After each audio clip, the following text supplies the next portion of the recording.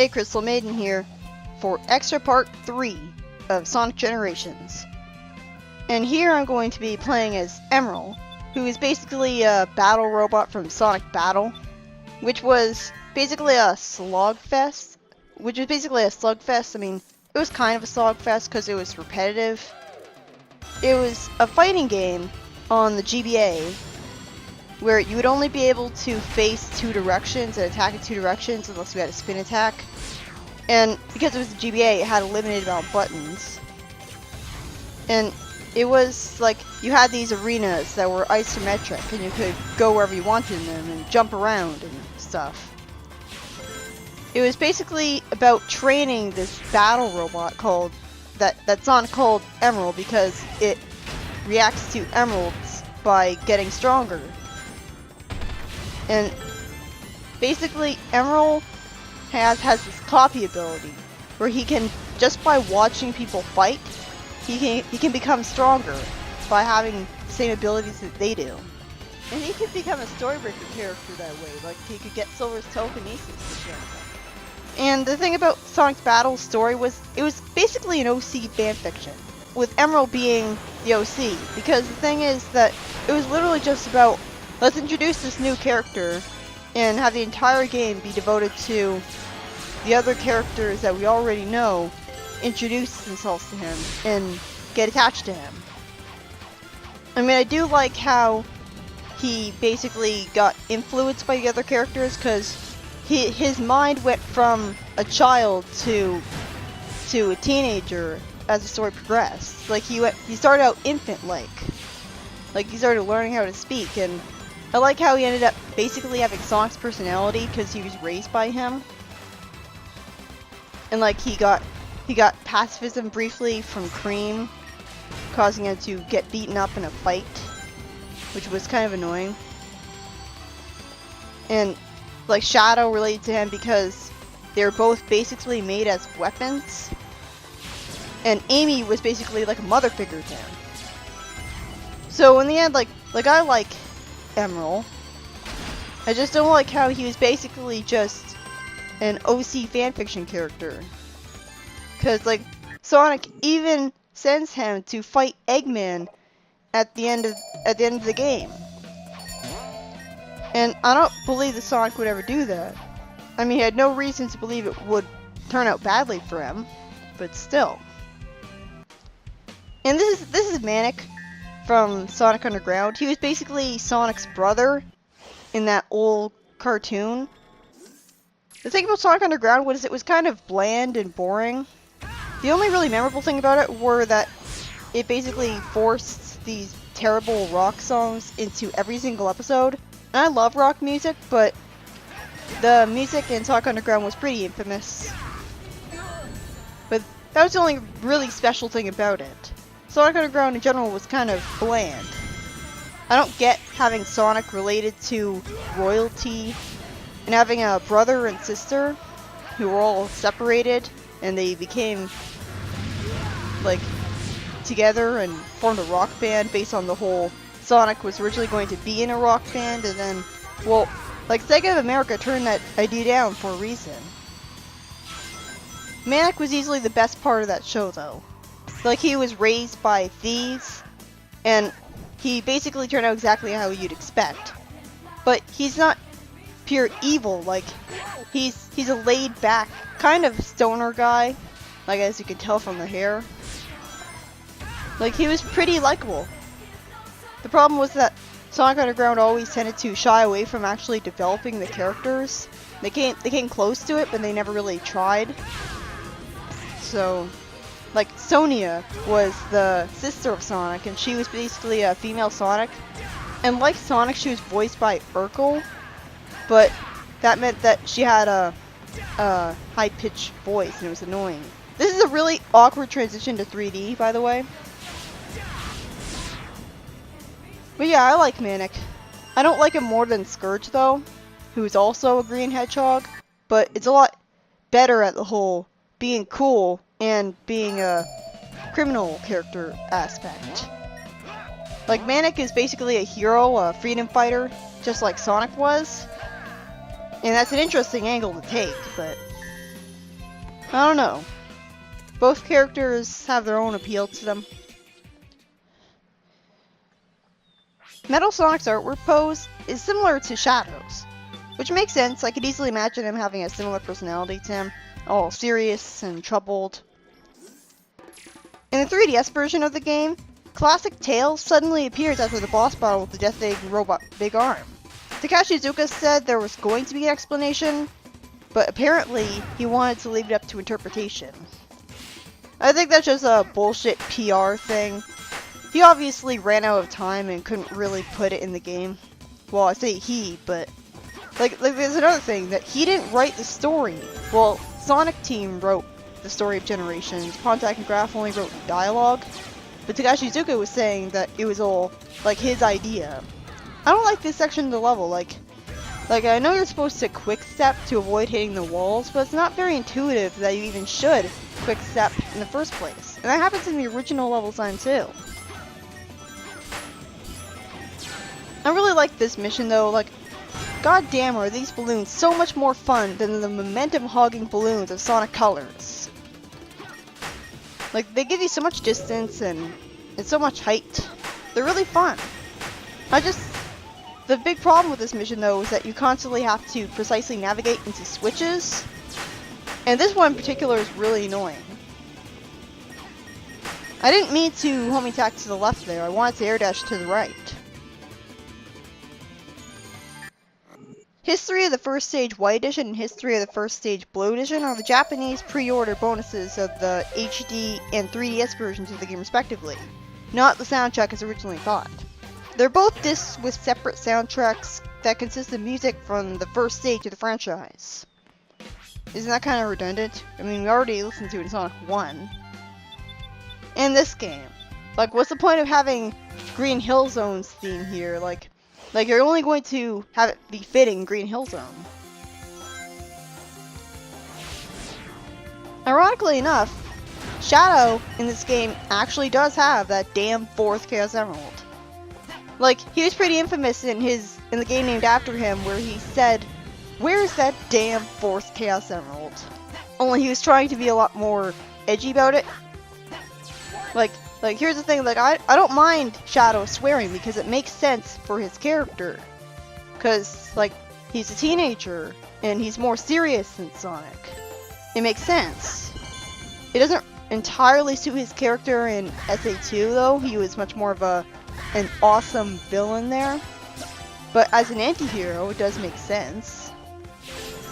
It was just weird how they were doing it to be edgy and not necessarily just, oh, he swears, whatever, there's no big deal about it. So that was really the real problem. I don't know if the staff was actually aware that they made that reference when they had Shadow have the 4th Chaos Emerald. But they gotta remember it more than the game did this. I don't know. Takashi Iizuka said that 3 original taglines for the game were "Blast with the Past," "Deja Blue," and "A Speedy Trip Down Memory Lane," which is the best one. Even at that point in the series, some fans, even the classic ones, were confused at Generations feeling the need to give us even more nostalgia. They're like, really? You're playing the nostalgia card again? Like, I was surprised to find that out because, like, I'd think that classic fans wouldn't care at all if there was nostalgia. But yeah, because we just had Sonic 4, which was considered to be a huge nostalgia trip, and the Generations came out really soon after that with nothing but old levels. And unfortunately, this trend continued. Like the newest 3D Sonic game, Sonic Forces, is not only going to have Green Hill Zone, but there's hints that it's going to have Chemical Plant Zone as well. Which is especially glaring since it started out showing us a brand new level in the form of Park Avenue. So that's really weird. I mean, I'm hoping that it's just like a final hurrah, a goodbye, sending off the nostalgia. That they're never really going to go heavy on it ever again. I know it's a 25th anniversary title, but one, it's not releasing on the 25th anniversary of Sonic anyways, so there's no real excuse. It's already too late. And 2, Generations already had old levels, so I don't think that any 3D Sonic game should have old levels even once. But Generations got away with that because it was the big anniversary game. I don't think they can really get away with doing exactly the same thing again. But the thing that makes me completely forgive Forces for the most part is that it's going to be what Generations should have been. It's going to have a story that it should have had. Like, you're going to have Chaos, like Chaos Zero and Shadow from SA2 there. Like, I loved Shadow as a villain, so it's really fantastic that they have him back as a villain. He was much better as a villain than as an anti-hero, where it was kind of awkward and they didn't really know what to do with them. Like, I liked the idea of him working for Gun, but they only really did that in one game. And they're also going to have Zavok from Lost World there, which is weird because didn't they promise us that the Deadly Six would never come back? I mean, there you go again, like Takashi Iizuka kind of lying, being a PR spokesman kind of person. Oh, the Deadly Six aren't going to come back. But I never said that one of them wouldn't come back. Never mind that Zavok is just a generic villain guy. And none of them are really all that memorable aside from their designs and personalities. Well, personalities, they're very one-dimensional. I can barely even remember if Zavok is the right name. Because they all start with Z. They're like Teletubby characters. I'm not even really joking about that. But I'm assuming that what Forces is doing with the villains is just bring the villains from Sonic's back from the exact time that they inconvenienced Sonic. And that's why Shadow is evil again, because he's brought back from SA2. I'm sure there's going to be a proper explanation. This is extremely cheap. The big problem with this mission is that you constantly have to deal with these beam shooting robots that fire exactly as fast as they did in Sonic 3 Knuckles. They were fine until they started doing this because of this mission. I don't mind that the obstacles are moving faster, but when you have enemies that become extremely cheap when they start moving faster, there's a problem. Not to mention there's barely any rings in the level at all, and if you miss them, you can't really... Like, and I was sent all the way back there. I mean, I like the fact that Generations missions are smart enough to have checkpoints most of the time, but the ring scarcity and, like, there's only one checkpoint here, and it's right before a very long stretch of land. That's only really fun if you have boost. If you die, then you get sent all the way back here, and it's really boring just running down it with no boost. In fact, I'm going to show off how boring it is when I die here again. And this is kind of a bit of a maze, like, you have to go right, but then you have to go left. And then you have to go right again. Which kind of confused me. It wasn't very fun navigating precisely around those spinning spike balls. I don't think I showed that all again, but whatever. While the console and PC versions acknowledge Seaside Hill as part of the Dreamcast era, even though it's not really on the Dreamcast, but you know what they mean. The 3DS version considers it to be part of the modern era, having you fight the Egg Emperor, a boss in Sonic Heroes, in the modern era. Heroes' representation is mainly in the form of the fact that we had the Hero special stages for Generations 3DS. And they're definitely much better in Generations 3DS. But the problem is that the mines and balloons, you don't really register them as the right thing in time before you run into them. So, when I went back to replay them for my second playthrough, I couldn't stand them because I kept running into the wrong thing. And I don't know if it's like a reaction time thing, or like, it's not clear enough. Like, they don't pop out at you well enough. I do like how it uses the 3D boost concept a lot better than Heroes did. Because Heroes' special stage basically had 3D boost gameplay before Unleashed. It was just more primitive, and only restricted to the special stages. Also, I love how, because Sky Sanctuary was white instead of golden, you could barely even tell that restoring light to it changed the color at all. It just made me sit still for no reason whatsoever. I like how some of the character mods bothered to change the title screen to a different title screen.